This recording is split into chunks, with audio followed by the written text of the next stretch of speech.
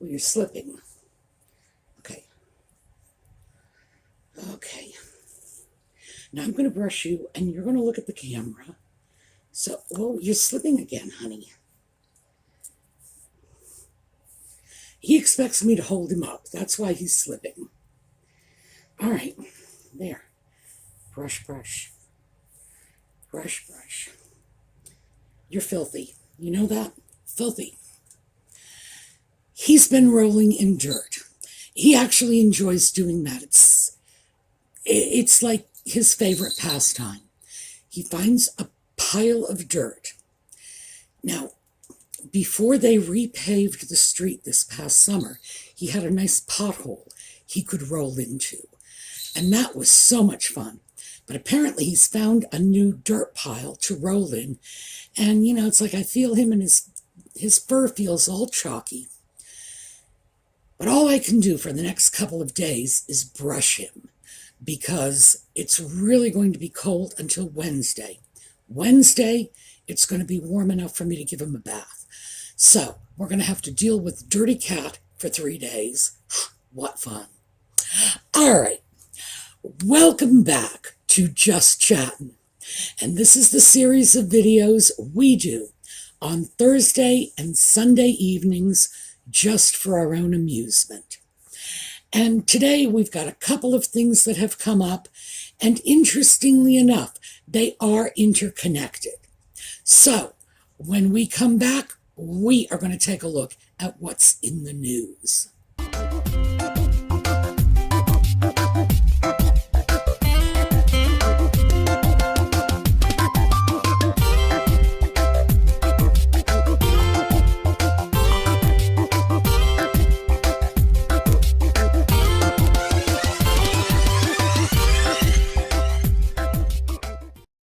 Okay, so let's start with the really unfortunate incident involving Ngozi Fulani and Lady Susan Hussey. And I say it's really unfortunate because Lady Susan Hussey, as you all know, resigned her position in the royal household over this. And of course, social media has been jumping all over this. And I don't imagine I'm going to tell you anything you haven't heard elsewhere, but I do think we need to discuss it. We need to throw it out. For one thing, one of the things our social media aficionados have uncovered is that Ngozi Fulani has been a longtime supporter of Nutmeg and the Sussex Squad and their agenda. So, the incident that took place should in no way be surprising. And of course, I think most people believe that it was a complete setup. Well, I'm going to go you one better. I don't just believe it was a complete setup. Oh yeah, I know it as surely as I know my own name. Why? Because Ngozi Fulani showed up at an event in African garb, was asked by a woman where she was from, and was deliberately obtuse and obstructive. She actually stood there pretending she did not know what Lady Susan meant when she was asking these questions. And that, to say that beggars belief, is a complete understatement. I think I may have mentioned at one point or another on one of these videos that I had a very good friend and coworker who was Native American and therefore a woman of color, and rather conspicuously so. We would go out to meetings, to conferences, whatever, and she would make a point of wearing some tribal garb. Sometimes it was a shawl, sometimes it was beaded earrings, whatever. Something that identified her culturally as a Native American. She was Onondaga from the Iroquois Confederacy, and she was a member of the Zap Medicine Society. She would take advantage of the opportunity to educate people about her culture. Why?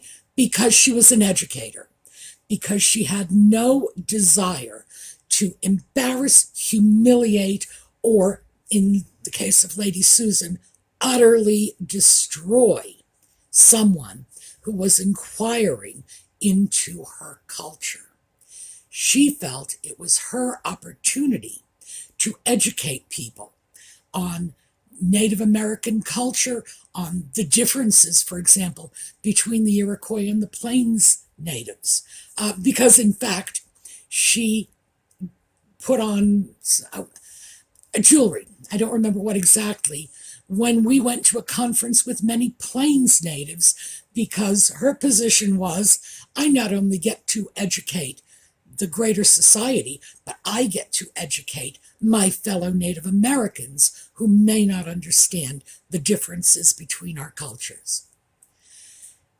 That was the whole point of it. My friend was coming at this from a good place. Filani was not. There is no way you can read these purported transcript of what took place and not immediately realize that Filani knew exactly what Lady Susan meant when she asked where she was from, where her people were from. Oh, and I want to just pull that out. And this is mostly for the sake of our viewers in the southern states. Yeah, here in the US, I don't know what it's like in the UK, but it is very common for us to refer to one's family as one's people. And it's especially common in the southern states, and I'm sure most of our viewers from south of the Mason-Dixon line have at one point or another looked at someone and said, where are you people from? This is not an intentionally offensive way of referring to someone as if somehow their people is some separate other. It's your family, your friends, your association. It would include your fictive kin, and we all know this. It's just an easier way of saying your kinfolk, your group, the group you are from. That's all. And I think anybody taking offense at that, well, the problem is them, not the person who said it. Because, as I say, here in the US, this is a very, very common way of referring to someone's extended family, and probably including friends of the family as well. So I really think anyone honestly looking at that transcript would have to say, of course, Filani knew what she was asking. She was being deliberately obstructive. She was playing dumb. Because honestly, if she didn't know what Lady Susan was, in fact, saying, then she's far too stupid to be running a charity. That's all there is to it. I think that was really, really unfortunate. However, most of us know that when you combine the timing of Filani with the coming of this fictional docudrama that Nutmeg and Ginger are putting out, and the Prince and Princess of Wales being in Boston, it was probably planned long before Filani ever set foot in that event. And it's sad that we have to look at this in that context, that this is how we are forced to interpret these events. But sadly, you spend enough time following around in Nutmeg's wake, and this is what you see. These are the conclusions you are forced to reach. So, that's number one. And I think the purpose of this was to paint the British royal family as racist, thereby furthering Nutmeg's agenda that she was bullied because she was a person of color. She was victimized, and it was all about her race. And I don't even know what to say about that. I mean, this is a woman who is, I was going to say playing the race card for all it's worth, but she's going into debt with the race card. She is playing it for all her race card is worth and the race cards of a few dozen other people. She's overplaying it at this point. So the next newsworthy thing is this little fictional docudrama that is coming out, and we have seen the trailer. Now, when I first saw the trailer, one of the things that just stuck in my mind was when Nutmeg says, the stakes are too high, you should listen to us. When the stakes are this high, doesn't it make more sense to hear our story from us? Well, there's no way I really feel I need to get any story from them, because if it's coming from them, I know it's going to be a story as opposed to the facts.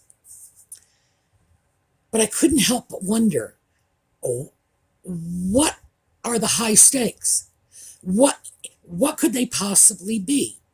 What is this supposed to be? It's supposed to be their ridiculous little love story, and I think we are all sick to death of the two of them pawing each other in public. Sick to death of it.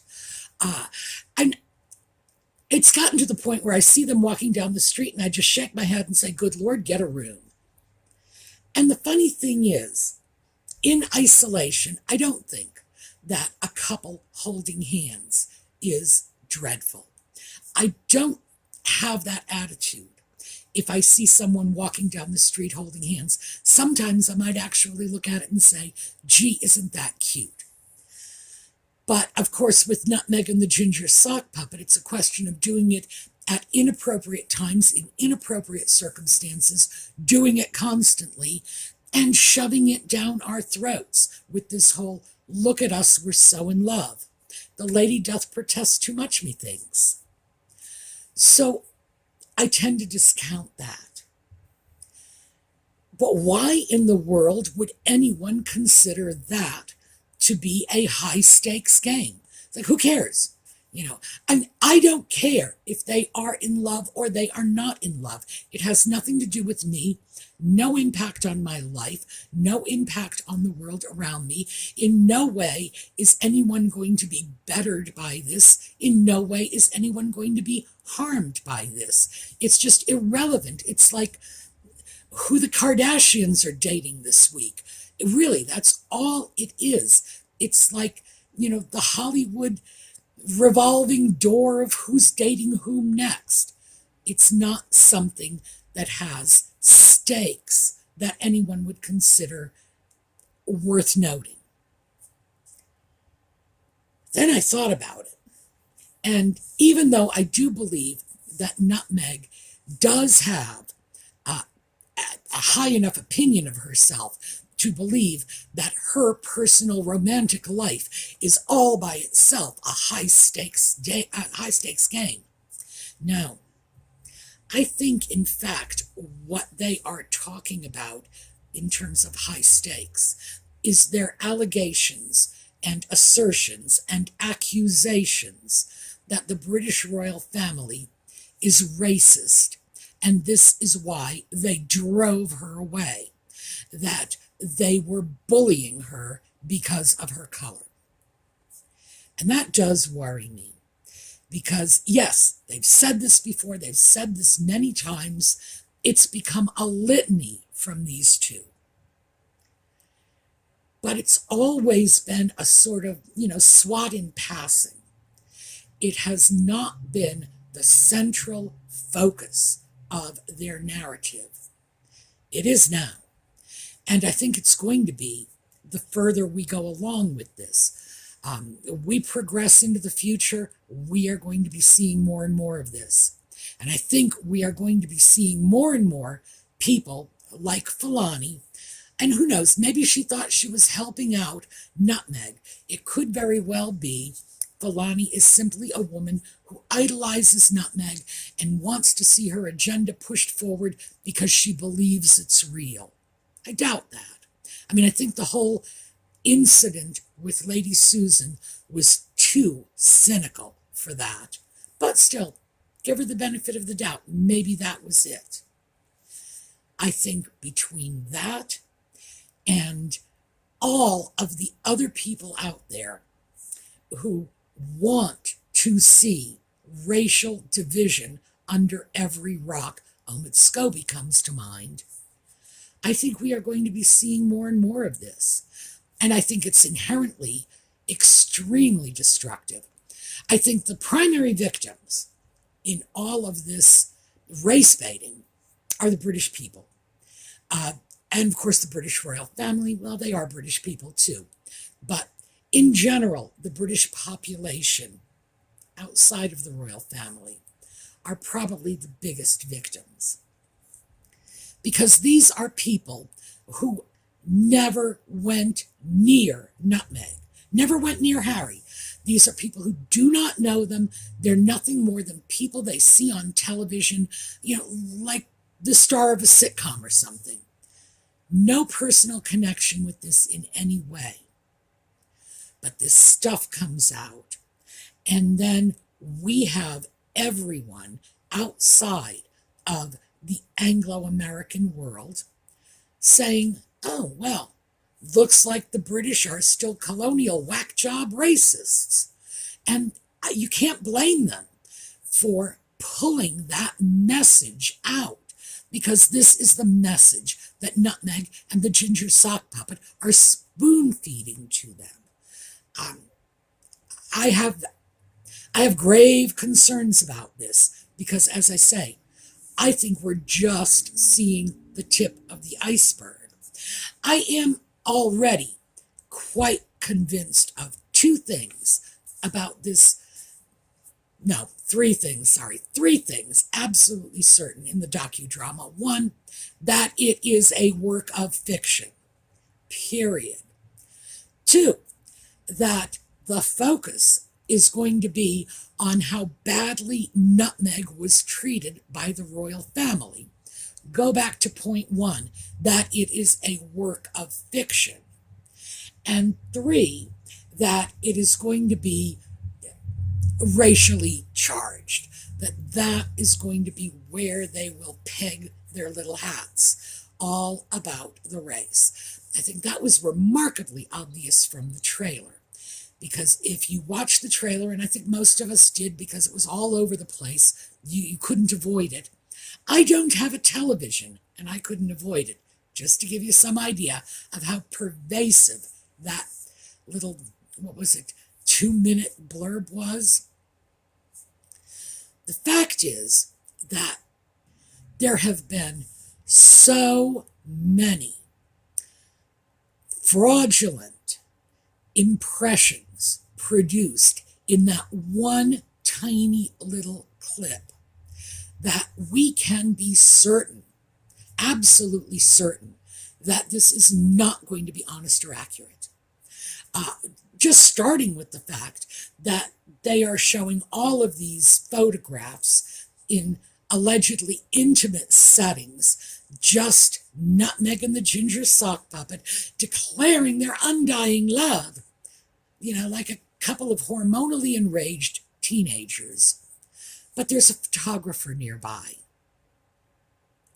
That alone says, oh, look, set up.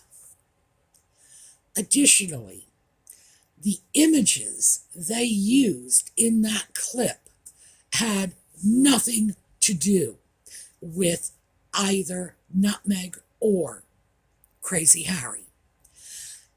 One of the images that Harry sits back and says, I had to do whatever I could to protect my family. And they immediately cut to a scene of paparazzi, right? Well, that has been authenticated as a photograph of a premiere of a Harry Potter movie from more than 10 years ago. had nothing to do with them. They didn't even know each other 10 years ago. What business does that shot have to do with their fictional docudrama? Nothing. It was thrown in to create a false impression. That false impression being that they were besieged by the paparazzi to the same extent that people like Daniel Radcliffe and Emma Watson were for a Harry Potter movie. No, no, it is a lie. Using an image like that is being dishonest. At one point in this little trailer, they cut to a series of images of crowds, and in one image, it was a group of multiracial school children. Now, that has been identified, and I got this from the Royal Grift. I don't know if she's the one who first identified it, but I got this from her. Picture was from 1938. Again, a picture that has nothing to do with them. A picture from 1938 can't possibly have anything to do with them. None of their collective parents were even born in 1938. This is something from their grandparents' lifetimes. What is that doing there? What possible legitimate reason could anyone have for cutting an image like that into this trailer? Again, it's to create a completely false impression. I'm not sure what kind of false impression they were attempting to create with this. I actually thought that was a rather nice picture. But who knows? I assume because it was a conspicuously racially diverse crowd of children that, we're pushing race buttons once again. Who knows? So I think we can guarantee that it's going to be a work of fiction. I think we can also guarantee it is going to be the sad story of how Nutmeg and Ginger were forced out of the UK by the evil, racist royal family, by the evil, racist British people, how it's everybody's fault but theirs, that they are saints and the rest of the world are just out to get them. It's their usual narrative. So in that sense, it's going to be same old, same old. Now, I will watch them. Oh, God. I wish they'd stop pumping this content out because, I have to watch it so I can at least give you some sense of what's going on. And so you don't have to watch it yourselves. But I do wish they would stop because I am getting so sick of this.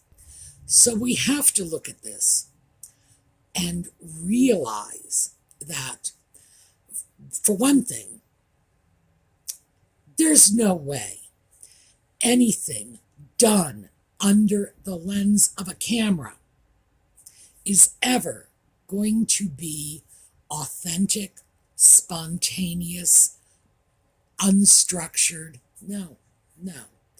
Anyone would. You would, I would. You got the camera rolling, our behavior is going to be different. We're going to be playing to the camera. All of us would do that. When you've got Nutmeg, who plays to the camera, and remember, you don't have to consider her a very good actress. I personally don't think she was. I've seen her work. I'm not impressed. I do consider her father a good lighting director and cinematographer, and so do other people because he won awards. He taught her how to set up a good shot. So she learned from the best. Even though she's dusted him off, kicked him to the curb, she learned from the best. So we have to expect a lot of that from this work of fiction, that she will have set up the shots. She will have scripted everything that's going on. This is probably her chance to be the director of a major motion picture.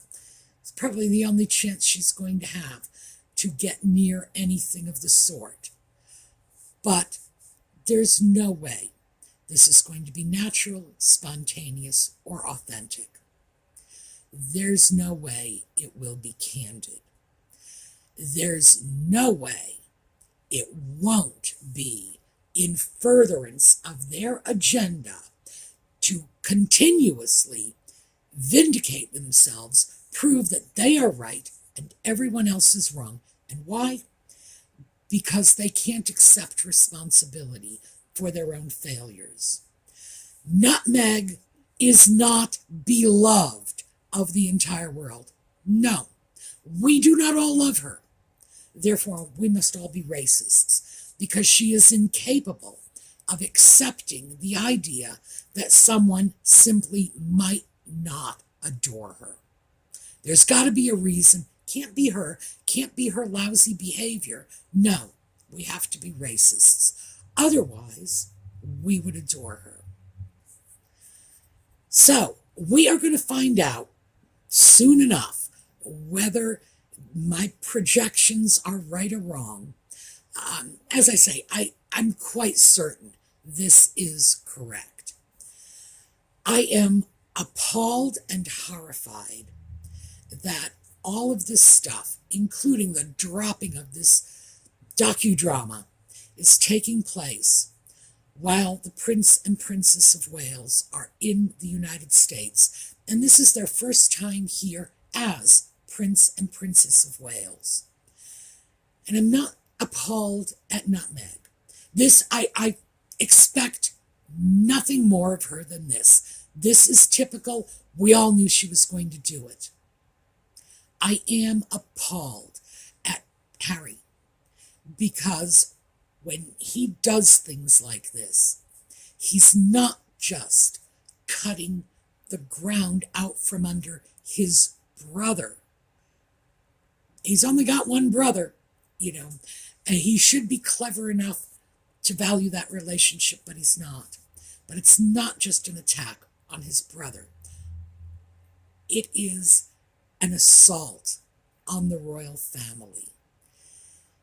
It is an assault on Anglo-American relations. It is appalling. And that I lay at Harry's door, not Nutmeg's. We should, well, if we're smart, we won't expect any better of her than this. This is what she always does. But how on earth Harry can just sit by idly while his family is being flushed down the toilet, not to mention the good reputation of his country along with it, is really scary. The man's behavior is getting frighteningly close to treacherous in my mind. So, yeah, we'll have something to talk about the next time we get together. But in the meantime, the takeaway from this is what we are seeing is the race baiting in overdrive. Why? Because Nutmeg is not getting what she wants. Is she ever? No, because she can't be goddess of the universe. So, yeah, that's what it's going to take to satisfy her. So, we are going to see this continuing. And I have no idea what needs to happen to make it stop. But this is what we're looking at. And she's pulling out all the stops. Interestingly enough, even though I didn't think Sunshine Sachs was a very good choice for their PR, it's a whole lot better than what they're up to now that Nutmeg herself is in charge of the PR. She needs some professionals to take over, because she is going to not only shoot herself in the foot, but she's going to take a lot of people down with her. All right, that's what I have for you today. We are going to take a look at a slideshow on the way out. I will see you all next time. Meanwhile, have a terrific week.